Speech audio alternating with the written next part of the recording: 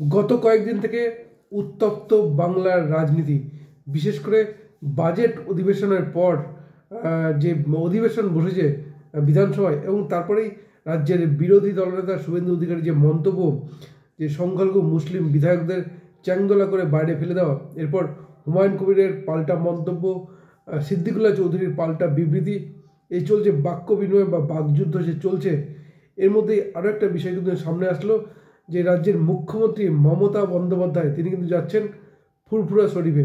এবার প্রশ্ন হচ্ছে, রাজ্যের বিরোধী দলনেতা শুভেন্দু অধিকারী যখন মুসলিম সম্প্রদায়ের বিধায়কদের বাইরে চ্যাংদোলা করে ফেলে দেওয়ার কথা বলছেন, হুমায়ুন কবির পাল্টা মন্তব্য করছেন, হুমকি দিচ্ছেন, সিদ্দিকুল্লাহ চৌধুরী হুমকি দিচ্ছেন, ঠিক তখনই মুখ্যমন্ত্রী যে ফুরফুরা শরীফে যাওয়া, সব এগুলো সব কি ঘটে যাচ্ছে? সবই কি ঘটনা? কিচ্ছু ঘটনা না, সব কিছু চলছে পরিকল্পনা মাফিক। কেন বলছি কথা? সব কিছু আলোচনা করবো আজকের এই ভিডিওতে। নমস্কার, আমি সত্যজিৎ পাল। বাজেট অধিবেশনের পরেই বিধানসভায় যে অধিবেশন বসেছে, সেই অধিবেশন চলাকালীনই বলা চলে উত্তপ্ত হয়ে ওঠে রাজ্যের বিধানসভা। বিশেষ করে বিরোধী দলনেতা শুভেন্দু অধিকারী তো সাসপেন্ড করা হয়েছে আগেই, এবং পাশাপাশি অগ্নিমিত্রা পাল সহ 4 জন বিধায়ককে সাসপেন্ড করা হয়। এবং এরপরেই যে বিধানসভায় যে বলতে দেওয়া, এবং সেখানে দীপক বর্মন এবং বেশ কয়েকজনকে সেখানেও কিন্তু মার্শাল দিয়ে বের করার অভিযোগ ওঠে, এবং তারপরেই কিন্তু বিস্ফোরক হয়ে ওঠেন শঙ্কর ঘোষ। এরপরেই শুভেন্দু অধিকারী যে মন্তব্যটা করেন তা কিন্তু সব মাত্রা ছেড়ে যায়। তিনি বলেন, বিজেপি যখন রাজ্যে ক্ষমতায় আসবে, এই মুসলিম সংখ্যালঘু বিধায়কদের চ্যাংদোলা করে বাইরে ফেলে দেওয়া হয়। এরপরেই দেখা যায় হুমায়ুন কবির, ভরতপুরের বিধায়ক, তিনি পাল্টা বিবৃতি দেন, হুমকি দেন সিদ্দিকুল্লাহ চৌধুরীও, এবং বলা যেতে পারে বাক্য বিনিময় কিন্তু চলছে। কিন্তু প্রশ্ন হচ্ছে, এরপরেই সে সময় কিন্তু মুখ্যমন্ত্রী কোনো মন্তব্য কিন্তু করেননি। তিনি এক কথা ঠান্ডা মাথায় যেটা চাইছেন, সেটা করতে চাইছে, সেটা হচ্ছে তিনি ফুরফুরা শরীফে যাবেন। এবং কেন ফুরফুরা শরীফে যাওয়ার প্রয়োজনটা পড়ল? তার কারণ কয়েকদিন আগে ফুরফুরা শরীফে তহা সিদ্দিকী তিনি কিন্তু বিস্ফোরক মন্তব্য করেন, এবং তার মন্তব্যের তীর ছিল রাজ্যের পরিবহন মন্ত্রী তথা জাঙ্গিপাড়ার বিধায়ক স্নেহাশিস চক্রবর্তীর দিকে, এবং তিনি স্পষ্ট কাটমানির উল্লেখ করেন এবং নানান বিবৃতি কিন্তু বলেন। পুরোটাই ছিল কিন্তু রাজ্যের পরিবহন মন্ত্রী তথা জাঙ্গিপাড়ার বিধায়ক স্নেহাশিস চক্রবর্তীর দিকে। আর আমরা জানি এই ফুরফুরা শরীফ কিন্তু জাঙ্গিপাড়া বিধানসভা এলাকার মধ্যেই অবস্থিত। সুতরাং বোঝা যাচ্ছে। এবার প্রশ্ন হচ্ছে, ফুরফুরা শরীফ তহা সিদ্দিকী মন্তব্যটা করতে গেলেন কেন?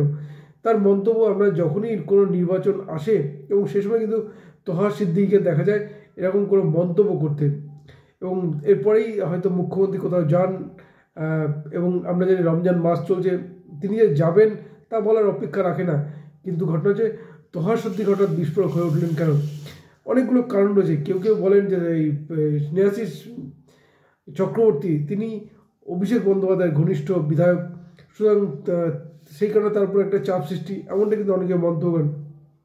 কেউ বলছেন যে কাটমানির একটা বিষয় রয়েছে, অভিযোগ কিন্তু স্নেহাশিস চক্রবর্তীর দিকে, ফলে এইখানে দাঁড়িয়ে বাজার গরম করার একটা চেষ্টা। কিন্তু যেটা প্রশ্ন, তা হচ্ছে বিজেপি কিন্তু কোনো পরিকল্পনা মাফিকইও কিন্তু তারা ঝাঁপিয়েছে।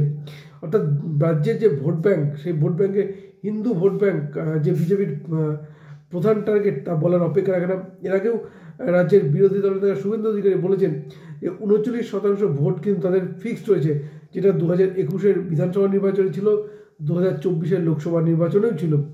তিনি চাইছেন আজ 5% হিন্দু ভোট তাদের সমর্থন দিলেই সরকার কিন্তু বদলে যাবে, এমনটা কিন্তু মন্তব্য করেন। সুতরাং টার্গেট ওই হিন্দু ভোট। আর সেই কারণেই বাংলাদেশে সংখ্যালঘু হিন্দু নির্যাতন নিয়ে কিন্তু এই রাজ্যের বিরোধী দলনেতা সরব, তিনি বারবার কিন্তু আন্দোলনটা করে যাচ্ছেন, এবং হিন্দুদের জাগ্রত করার চেষ্টা করছেন।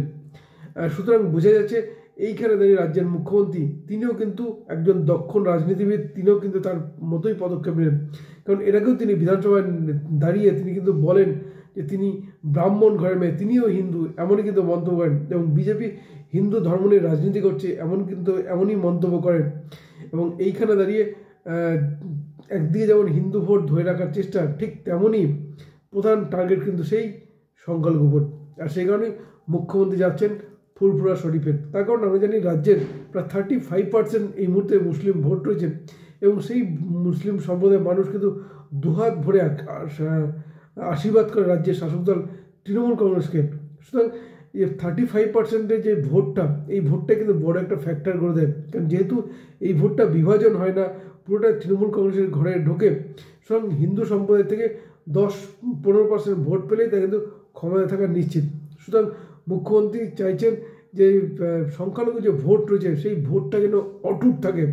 আর সেই কারণেই তার প্রয়াস, যে রমজান মাস চলছে, যেখানে তহা সিদ্দিকী কিন্তু কিছুটা বিস্ফোরক হয়ে ওঠেন, স্নেহাশিস চক্রবর্তীর বিরুদ্ধে মুখ খোলেন, এবং সেইখানে দাঁড়িয়ে মুখ্যমন্ত্রী যে ফুরফুরা শরীফে যাওয়া তা কিন্তু অত্যন্ত গুরুত্বপূর্ণ। অর্থাৎ তিনি যে বারবার নিজেকে হিন্দু সম্প্রদায়ের বা ব্রাহ্মণ ঘরের মেয়ে বলার চেষ্টা করছেন, সব অতিরিক্ত ব্রাহ্মণ দেখাতে গেলে হয়তো সংখ্যালঘু ভোটে ফাটল ধরা দিতে পারে। আর সংখ্যালঘু ভোটে যদি ফাটল দেখা দেয় তাহলে মুশকিল, কারণ সরকার 15 বছর কাটিয়ে দিয়েছে, অ্যান্টি ইনকামবেন্সি রয়েছে, নানান দুর্নীতির অভিযোগ রয়েছে। সুতরাং এইখানে দাঁড়িয়ে সংখ্যালঘু ভোট, যে মজবুত ভোট ব্যাংক রয়েছে, সেই ভোট ব্যাংক অটুট রাখাই কিন্তু প্রধান টার্গেট রাজ্যের মুখ্যমন্ত্রী মমতা বন্দ্যোপাধ্যায়।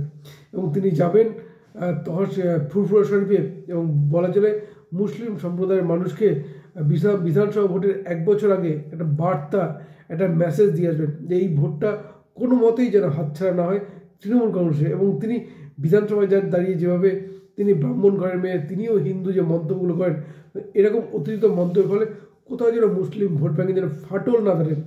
সুতরাং বোঝা যাচ্ছে রাজ্যের বিরোধী দলনেতা তার টার্গেট যে রাজ্যের হিন্দু ভোট, এবং অন্যদিকে রাজ্যের মুখ্যমন্ত্রী তারও প্রধান টার্গেট, যেমন কিছুটা হিন্দু ভোট থাকলেও সংখ্যালঘু মুসলিম ভোটও যে তার প্রধান টার্গেট তা বলার অপেক্ষা না। তার প্রমাণ করলো এই যে মুখ্যমন্ত্রীর ফুরফুরা শরীফে যাওয়ার সিদ্ধান্ত। এবং দেখা যাক ফুরফুরা শরীফে গিয়ে তহা সিদ্দিকী সহ যারা আছেন ফুরফুরা শরীফে, তাদের সঙ্গে বৈঠক করবেন। বৈঠক করে বলা চলে একটা স্পষ্ট মেসেজ কিন্তু দিয়ে আসবেন। কী বলবেন আপনারা? আপনাদের মতামত জানাতে পারেন আমাদের কমেন্ট বক্সে। ধন্যবাদ, ভালো থাকবেন সবাই।